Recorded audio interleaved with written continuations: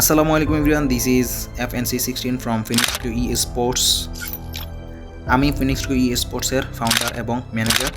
আমাদের দল গঠনের পর ফর দ্য ফার্স্ট টাইম আমরা একটা টুর্নামেন্টে অংশগ্রহণ করি, সেটা হচ্ছে যে FWS বাংলাদেশ ফল 2026। সেখানে আমাদের ইচ্ছা ছিল ডমিনেট করে গেম প্লে করার, যদিও আমাদের প্রত্যেকটা প্লেয়ার ই স্পোর্টসে খুবই অনভিজ্ঞ এবং তাদের ডিভাইস সংক্রান্ত সমস্যা ছিল।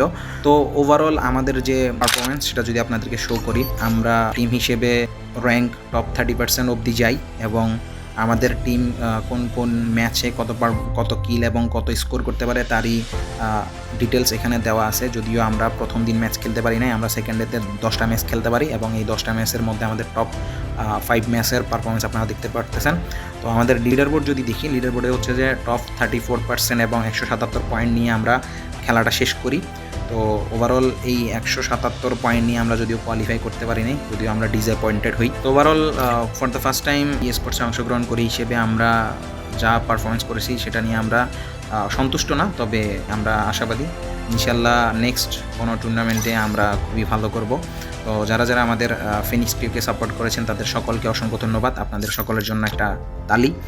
এইভাবে আমাদের পাশে থাকবেন, আপনাদের সকলের সাপোর্ট আমাদেরকে অনেক দূর নিয়ে যাবে। তো আজকে এই পর্যন্তই।